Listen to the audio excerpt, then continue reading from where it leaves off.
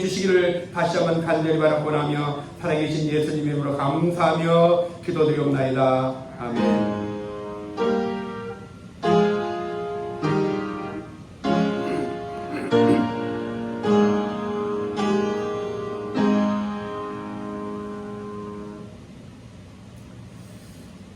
네, 오늘 보실 말씀은 누가복음 3장입니다.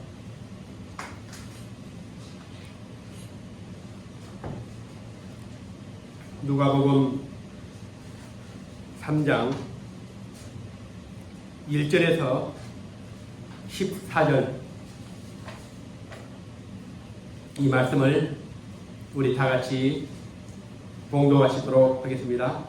디베로 황제가 통치한 지 15해 곧 본디오 빌라도가 유대의 총독으로 헤롯이 갈릴리의 분봉왕으로 그 동생 빌립이 이두레와 두고 드라고니 지방의 분봉왕으로 누사니아가 아빌레네의 분봉왕으로 안나스와 가야바가 대제사장으로 있을 때에 하나님의 말씀이 빈들에서 사갈의 아들 요한에게 임한지라. 요한이 요단강 부근 각처에 와서 제3을 받게 하는 회개의 세리를 전파하니 선지자 이사의 책에 쓴 바 광야에서 애치는 자의 소리가 있어 이르되 너희는 주의 길을 준비하라. 그의 오실 길을 곧게 하라. 모든 골짜기가 메어지고 모든 산과 작은 산이 낮아지고 굽은 것이 곧아지고 험한 길이 평탄하여질 것이요 모든 육체가 하나님의 구원하심을 보리라 함과 같으니라.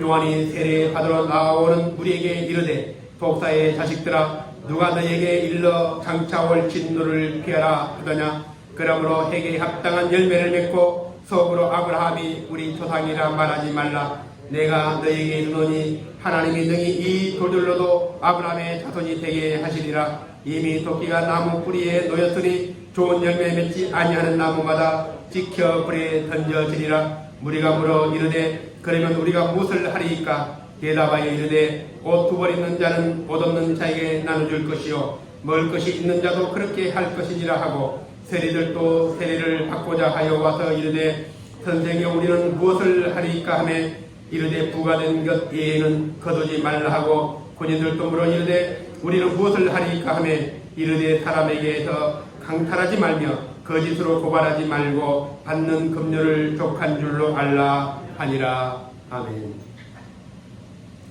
지난주에 이어서 오늘 3장 또 서두의 말씀을 같이 또 보았습니다. 오늘 이 본문의 말씀을 우리가 보기 전에 로마 정치 그 배경을 잠시 한번 살펴볼 필요가 있을 것 같습니다. 왜냐하면 이 누가복음은 로마나 이스라엘의 역사적인 그 상황을 언급하고 있습니다. 오늘 본문에도 보면은 그렇지만 2장에도 또 3장에도 두 명의 로마 황제가 등장합니다.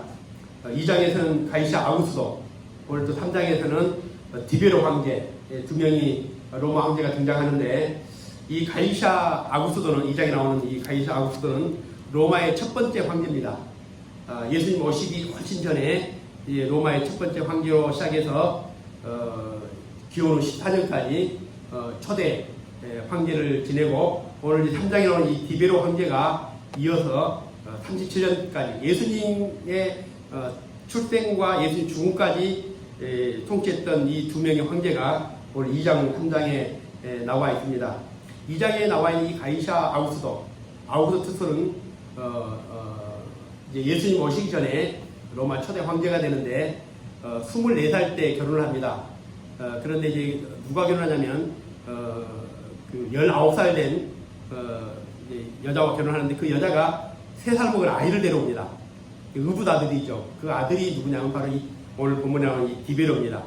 그런데 이제 이 가이사 아우구스도가 아들이 없어가지고 나중에 후계를 넘겨줘야 되는데 이제 아들이 없다 보니까 자기 딸을 시집간 딸을 이혼시키고 또 자기 아들 의붓 아들을 이혼시켜가 둘이 결혼시킵니다. 그래서 자기 왕권을 물려주는데 두 번째 황제가 바로 오늘 이 디베로라는 티베리우스라는 그 황제입니다. 오늘 이제 3장 1절을 보면 이 디베로 황제가 통치한 지 15해, 그러니까 2장과 3장은 벌써 30년이라는 시간이 차이가 있는 겁니다. 2장은 예수님이 태어난 때고 그리고 이제 시간이 지나서 두 번째 황제 디베로가 통치한 15년이 지난 그 해를 지금 말하고 있습니다. 그리고 이때는 예수님보다 먼저 6개월 전에 태어났던 세례 요한이 등장해서 이제 광야에서 회개의 세례를 전파하는데 그의 이 세례 요한의 사역이 뭐냐면 주의 길을 예비하는 사역이라 그렇게 말합니다.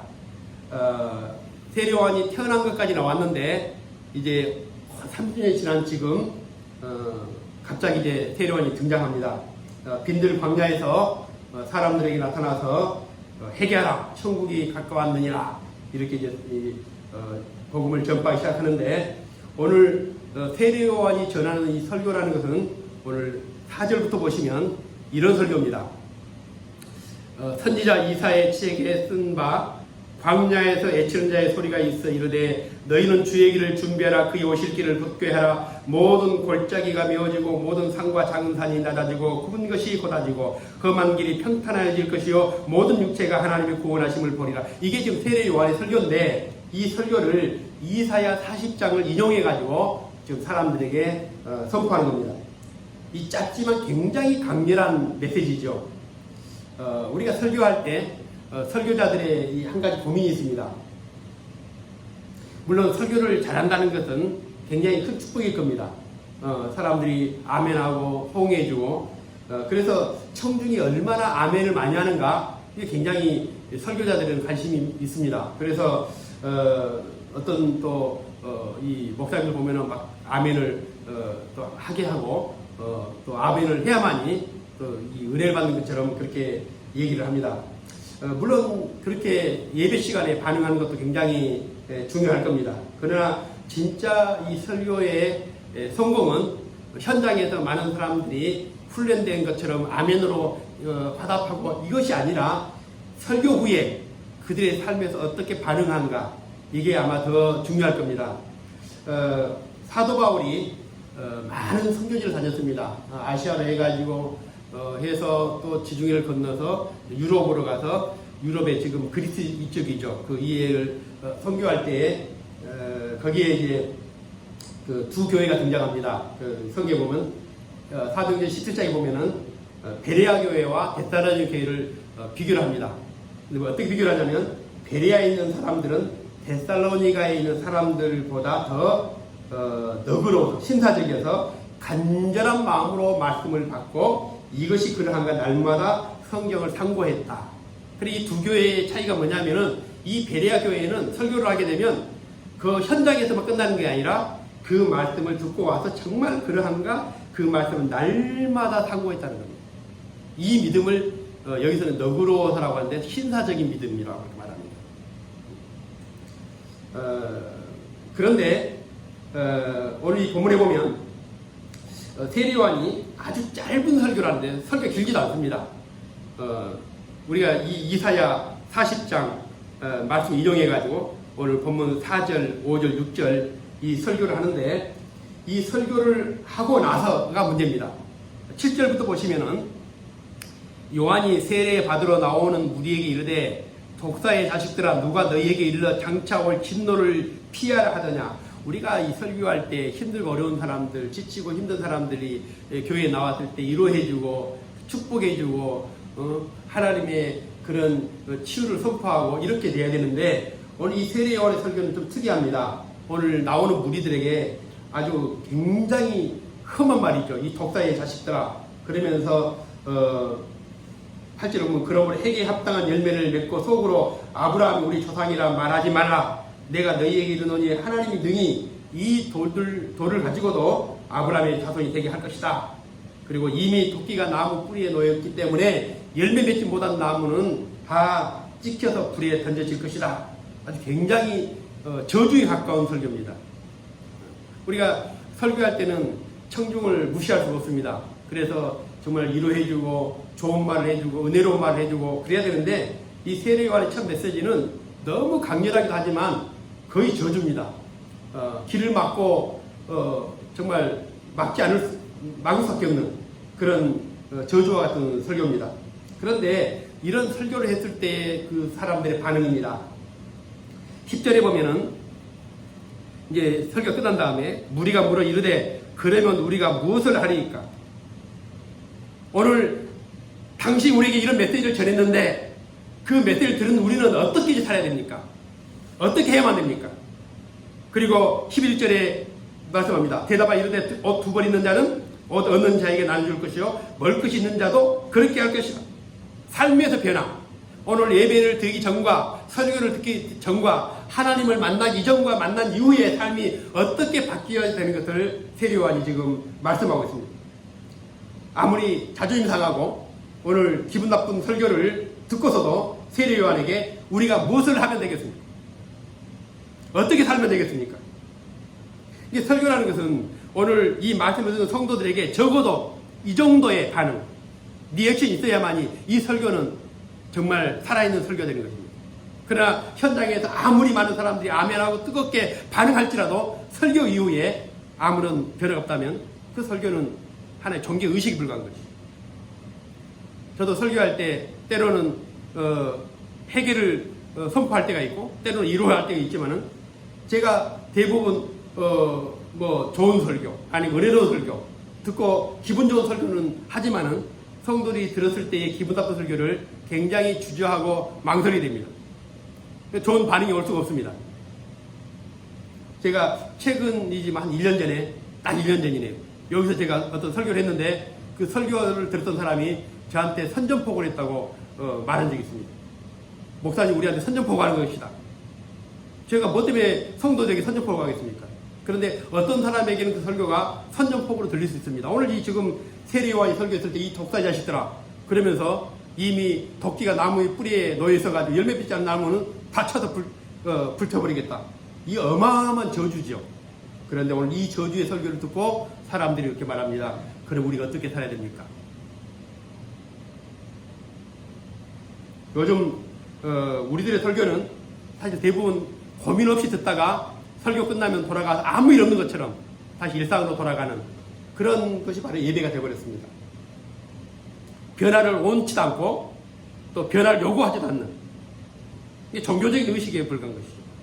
우리가 이렇게 오랫동안 계속해서 이런 예배를 드리다가 이제는 더 이상 예배가 우리가 어떤 반응도 가져오지 못하는 세례요한에서 이 설교 중에서 오늘 누구도 건들지 못하는 그 신앙의 본질적인 문제를 건드렸습니다.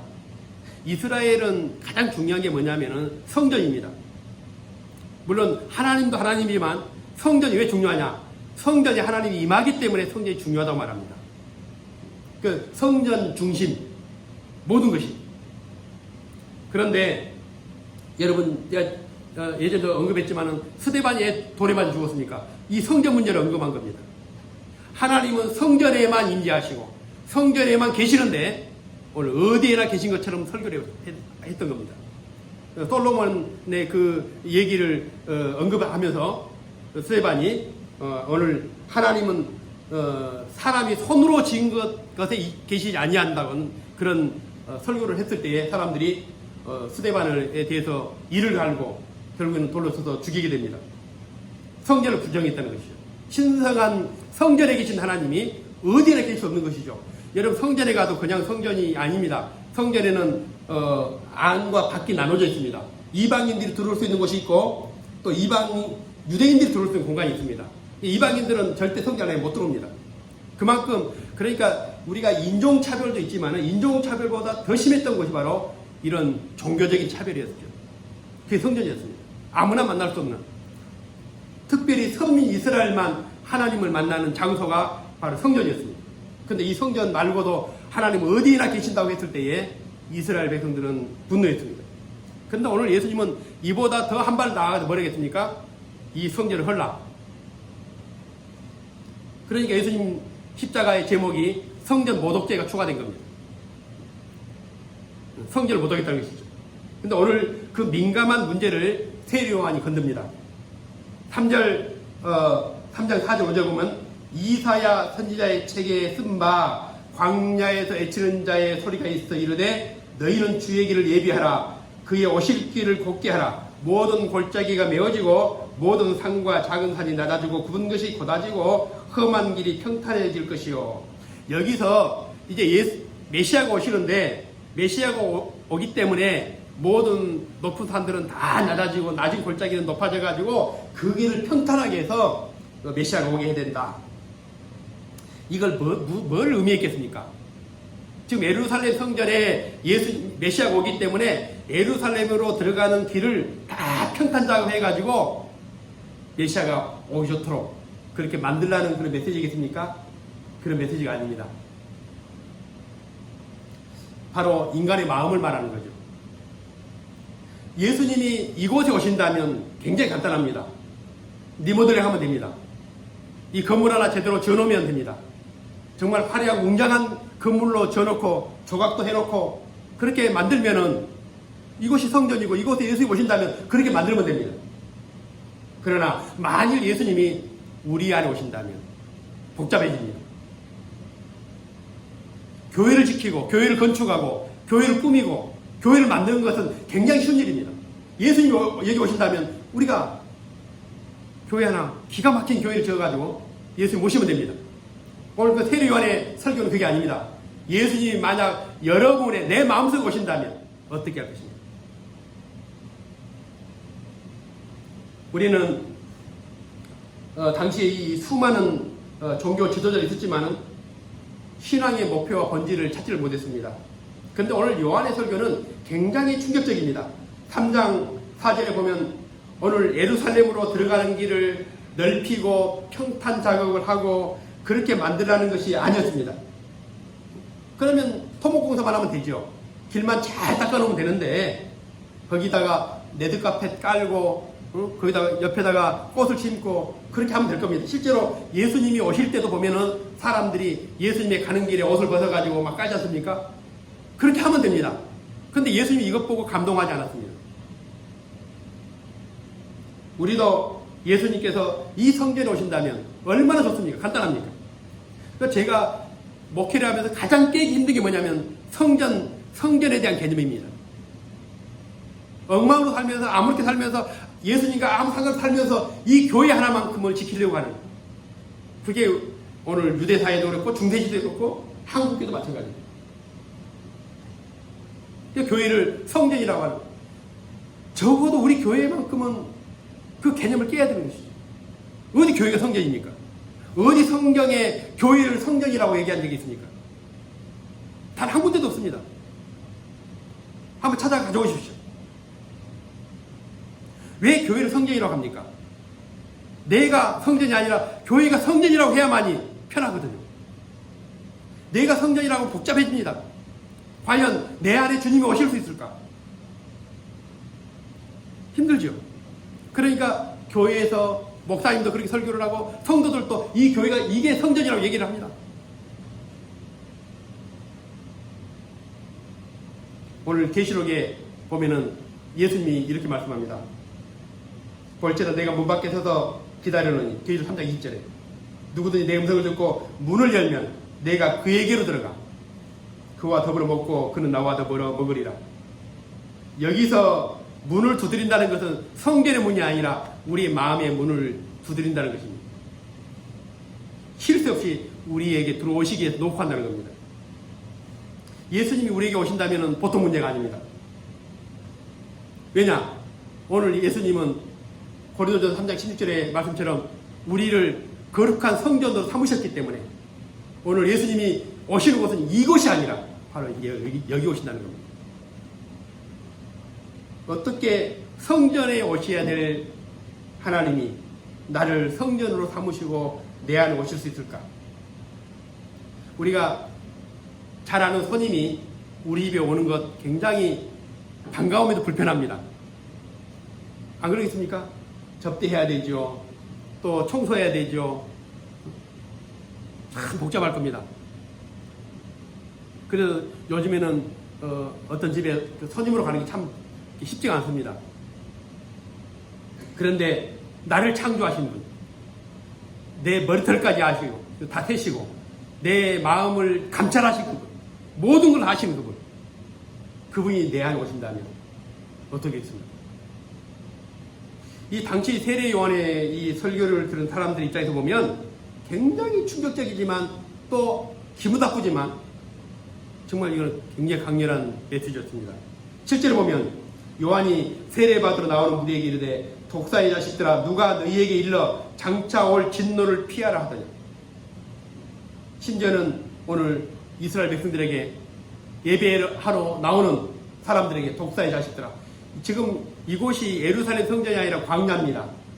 광야까지 나온다는 것은 보통의 열심, 보통의 갈급하고 사모한 마음이 없이는 광야에 못 나왔을 겁니다. 이런 사람들에게 오늘 독사의 자식이라 그렇게 말합니다. 우리나라 말하면 개 아무개라고 그랬겠죠. 근데 참 그게 욕이 될 수가 없는데, 개하고 새끼하고 이게 그냥 나쁜 말이 아니잖아요. 두 개 붙으면은 굉장히 욕이 돼버립니다. 우리나라 같으면 그렇게 했을 겁니다. 그런 설교를 했던 겁니다. 독사자식이라는 것은. 그러면서 이 세례 요한의 설교는 우리의 신앙의 가장 본질적인 문제에 해답을 주고 있는데 8절입니다. 우리가 8절 보시면은 그러므로 회개에 합당한 열매를 맺고 속으로 아브라함이 우리 조상이라 말하지 말라. 이 다시 말해 이거 앞과 뒤는 다른 겁니다. 회개에 합당한 열매를 맺으라. 그리고 너희들이 말로만 아브라함 자손이라고 말하지 말라. 이런 말씀입니다. 오늘 여기서 우리가 본문에서 가장 우리가 기억해야 될 말씀이 바로 회개에 합당한 열매를 맺으라. 왜? 메시아가 예수님이 하나님이 내 안에 오신다면 우리에게 가장 중요한 것은 바로 회개에 합당한 열매를 맺어야 된다. 오늘 그가 예수님을 만나기 위해서 꼭 필요한 것이 뭐냐? 교회를 리모델링하고 새롭게 건축하고 아름답게 꾸미고, 그것을 우리는 회개라고 말하지 않습니다. 어떤 여기서 회개에 합당한 열매, 회개라는 것을 영어 성경에는 make clear라고 되어 있습니다. 다시 말해 깨끗하게 만들어라는 겁니다. 지금 독사처럼 입만 벌리면 남을 공격하고 남을 죽이고 남을 비판하고 모함하고 이런 독과 같은 죄가 가득한 우리들이 바로 깨끗하게 예수의 은혜로 예수 피로 우리를 완전하게 깨끗하게 만들라는 것이 바로 회개를 의미하는 것입니다. 더 깊이 들어가 회개가 뭐냐? 우리는 교회 가면 매일 회개한다고 말합니다. 그걸 어떻게 하는 겁니까? 회개를 어떻게 하는 겁니까? 우리는 회개가 뭔지를 모른다고 생각합니다. 저는. 요한이 말하는 것은 잘못했구나. 이 정도 깨닫는 것. 내가 지식적으로 이러면 안 되는구나. 이게 아니라 회개라는 것은 막 교회에서 눈물 흘리면서 하나님 잘못했습니다. 이게 아니라 이런 감정적인 그 통해 이런 것이 아니라 오늘 삶의 변화를 말합니다. 오늘 제가 이 본문을 묵상하면서 도대체 이 본문에 말하고 있는 회개가 무엇인가? 원어에는 회개라는 것이 메타노이아. 이 메타노이라는 뜻이 뭐냐면은 마음을 훈련하다는 겁니다. 훈련. 그냥 여기 앉아가지고 하나님 잘못했습니다. 눈물 흘리고 가슴 몇 번 치고 돌아가는 것이 아니라 마음을 훈련하다. 그러니까 그냥 무의식적으로 그냥 잘못했구나 하고 흘러버리는 것이 아니라 정말 훈련이라는 것은 혹독하게 뭔가 어떤 목표를 가지고 무엇을 이루기 위해서 노력하고 훈련하는 것을 말하는 것입니다. 군인들이 훈련할 때 얼마나 혹독한 신체적인 단련합니까? 그런 것처럼 회개라는 것도 끊임없이 훈련하고 연습하고 그래서 거룩한 성도의 경지에 이르려는 겁니다. 말로만 그냥 감정적으로만 설교자가 설교할 때 그건 참 옳은 말이다. 맞는 말이다. 긍정하고 박수 쳐주고 우리는 구원을 그렇게 쉽게 생각합니다.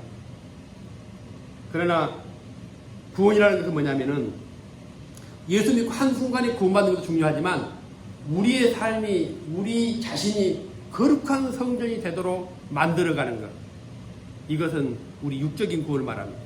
영혼의 구원은 당연히 우리가 예수 믿고 구원을 받지만 끊임없이 예수의 사람으로 만들어가 우리 주님이 우리 안에 거할 수 있도록.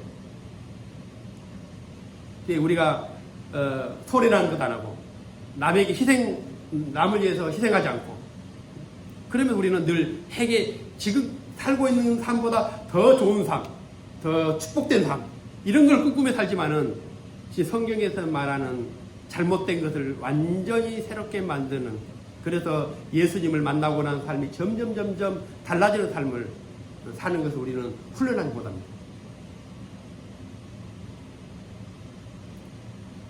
후안 까를로스라는 제자입니까라는 책을 쓴 이 저자가 제 기억이 맞다면 그렇습니다.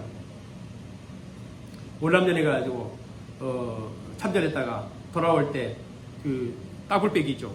따블백에다가 엄청난 채권을 가져옵니다. 이걸 이제 현금으로 바꾸게 되면 천문학적인 돈이었다고 합니다.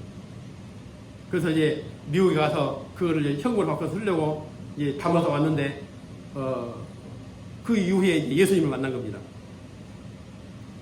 그런데 딱 만나고 나니까 이전에 자기가 월남에서 가져왔던 이게 잘못된 겁니다.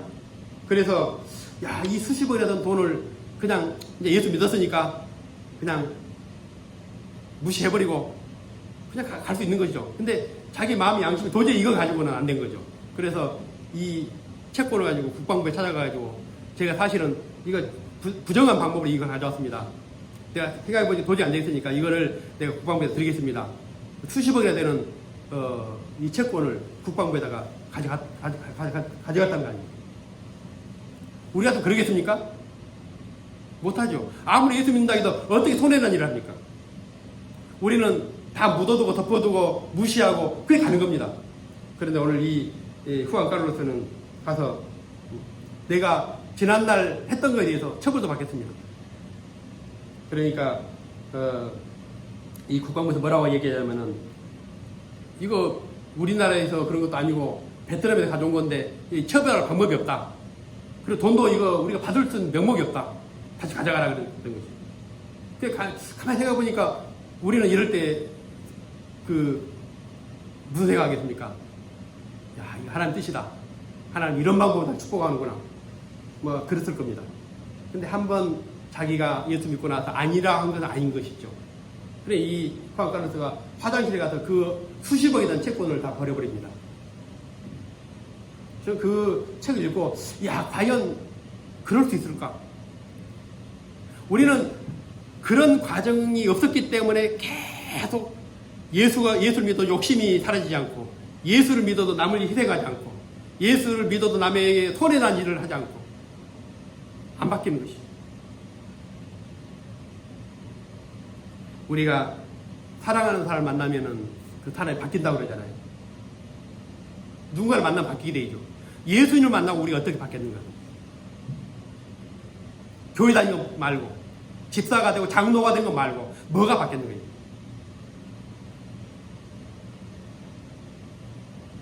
오늘 세례요한이 그럽니다. 해결했다면 우리가 말하는 해결, 눈물을 흘렸던 거 해결했다면 그에 합당한 열매를 맺으라는 겁니다. 마음을 깨끗이 청소했다면 이제 비어있지 않겠습니까?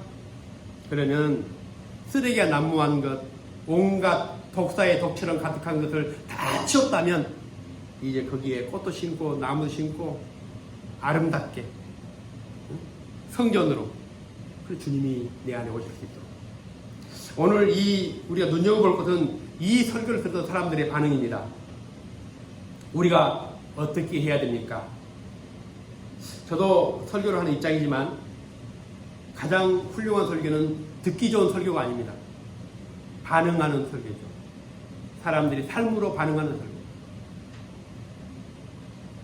설교. 점점 사람들이 예배에 대해서 예배가 서로 상호간에 하나님과 나와의 작용이죠. 그래서 하나님을 만나고 나서 우리가 마음이 변화가 되고 삶이 변화되고 이런 작용들이 있어야 되는데 굉장히 무감각합니다. 그래서 마치 영화관에 앉아가지고 한 2시간 120분 영화를 보는 것처럼 앉아가지고 감상하는 거죠. 예배를 감상하고 예배를 본다고 그러고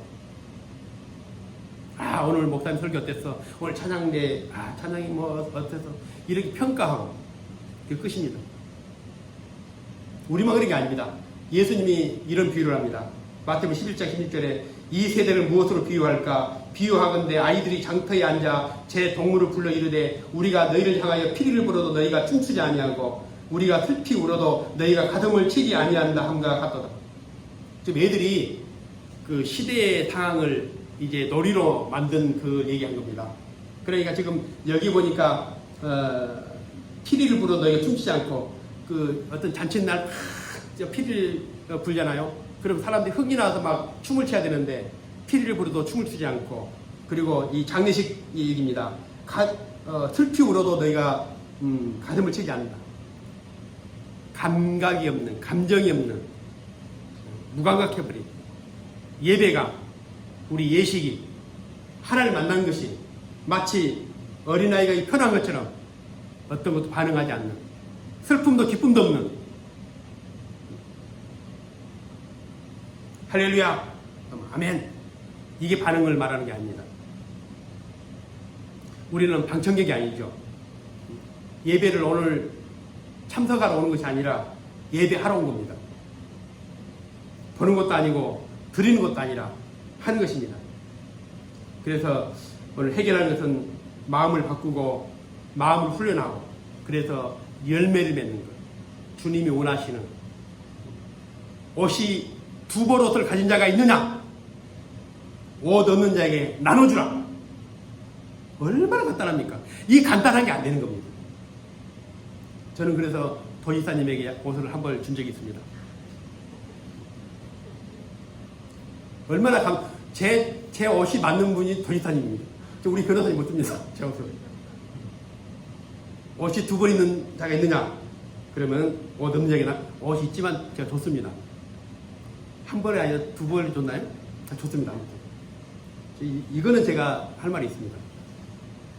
먹을 것이 있느냐? 못 먹고 굶주린 자에게 주어라. 또 세리에게는 부가된 것 외에는 더 걷지 마라. 아주 삶에서 모든 기독교인들이 이렇게 산다면 이 사회는 바뀔 겁니다.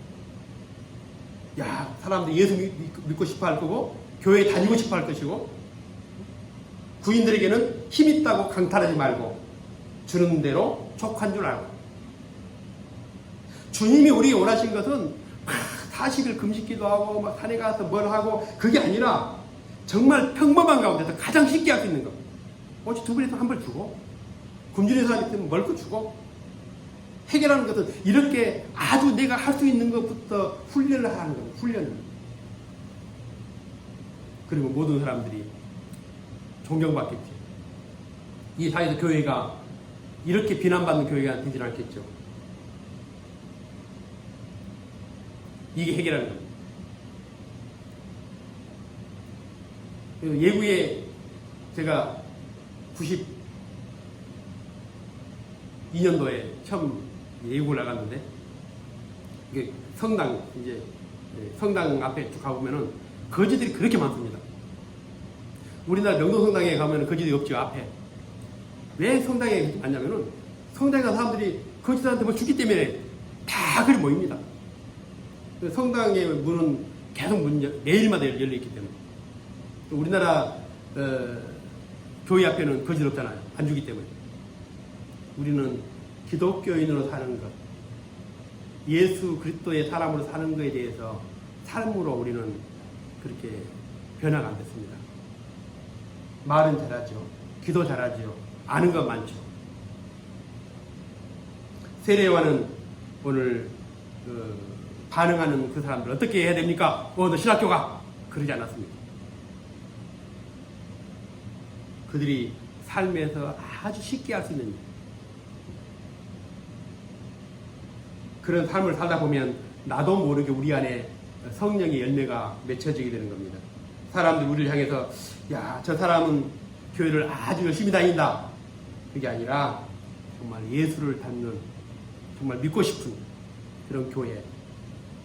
이 교회가 살아있다면은 바로 우리 교회는 하나님의 말씀에 반응하는 성도들. 야구 선수가 공을 던지는데 수수함 때까지 가는 그 거리가 18m입니다. 18m가 거리 있는 투수한테 공을 던지는데 그 공이 날아가는 속도가 0.4초입니다. 투수가 탁 공을 던지는데 타자까지 날아오는 시간이 0.4초인데 0.4초 안에 이걸 칠 것인가 말 것인가 어떻게 칠 것인가를 판단하면 0.4초 안에 반응을 해야 됩니다. 얼마나 빠릅니까? 근데 훌륭한 야구 선수들은 그 0.4초 안에 공을 판단합니다. 그리고 홈런도 치고 안타를 칩니다. 복싱 선수들이 복싱할 때 상대 주먹이 나한테 날아오는 시간이 0.16초랍니다. 순간이죠. 근데 그 짧은 순간에 주먹을 피하기도 하고 상대를 때리기도 하고 이 모든 게 그렇습니다. 세상이라는 것은 반응해야만이 이길 수 있고 반응해야 살아남을 수 있고 그렇습니다. 예배도 마찬가지입니다. 우리가 하나님의 백성 살기 위해서는 끊임없이 반응해야 됩니다. 오늘 듣고 끝나는 것이 아니고 오늘 뜨겁게 내가 아멘으로 내가 그렇게 화답하는 것이 아니라 오늘 설교 끝날 때마다 주님 내가 이번 한 주 동안 어떻게 살아야 되겠습니까? 오늘 세리와 군인들과 오는 백성들에게 지금 할 수 있는 일, 지금 해야 하는 일, 아주 작은 일, 평범한 일 그것부터 하라는 겁니다. 저 여러분들이 그리고 이 세상 가운데서 날마다 이렇게 회개하는 신앙, 삶으로 반응하는 그래서 오늘 좋은 교회, 좋은 성전, 오늘 하나님 영광된 그런 자녀들로 살아갈 수 있기를 주의 이름으로 축원을 드립니다. 기도드리겠습니다. 살아계신 아버지 하나님 감사합니다. 오늘 우리가 하나님의 말씀에 반응하기로 원합니다. 날마다 회개의 훈련을 하기로 합니다. 그래서 우리 주님이 오시고 주님이 인지하시는 거룩한 성전이 될 수 있도록 아버지 하나님 우리를 축복하여 주옵소서. 날마다 하나님 말씀에 반응하고 회개하는 신앙으로 살아갈 때에 우리에게 거룩한 성령의 열매가 맺혀지게 도와주옵소서. 이제 이 교회를 통해서 예수님의 능력이 나타나고 하나님 나라의 영향력이 나타날 수 있도록 오늘 모든 성도들에게 은혜를 대해 주시고 주여 이제 우리가 어떻게 하면 좋겠습니까? 날마다 주님 앞에 고백하면서 우리의 모든 삶이 거룩한 성전으로 교회로 그렇게 변화될 수 있도록 축복하여 주옵소서. 감사합니다. 예수님 이름으로 기도드리옵나이다. 아멘.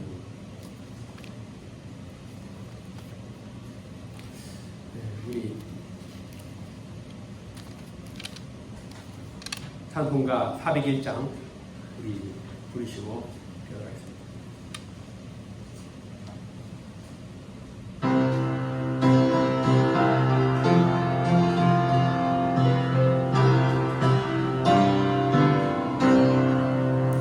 주의 곁에 있을 때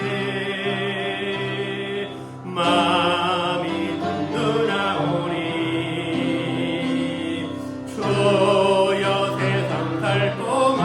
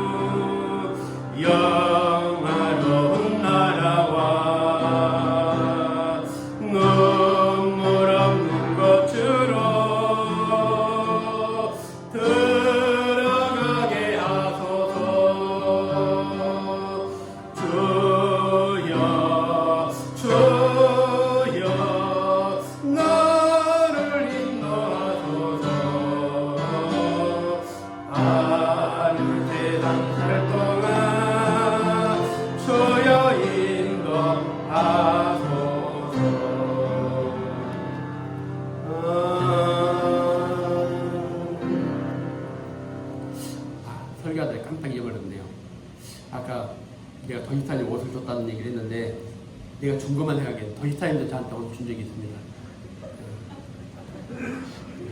괜히 또 나도 줬는데 기도드리겠습니다. 이제는 우리를 구원하신 우리 주 예수 그리스도의 크신 은혜와 우리 아버지 하나님의 놀라우신 사랑하심과 우리를 날마다 거룩한 성전 되게 하신 축복하신 그렇게 반응하게 하신 성령님의 감화 이루교통하시니 말씀 앞에 하나님 은혜 앞에 부르심 앞에 날마다 반응하면서 거룩한 성도로 하나님이 거하실 거룩한 성전으로 변화되기를 원하는 사랑 귀한 성도들 머리에 저희들 가정위에 자녀들 위에 생업위에 교회 위에 오늘 함께하지 못한 사랑하는 귀한 성도들 위에 이제부터 영원토록 영원히 함께 있을지어다. 아멘.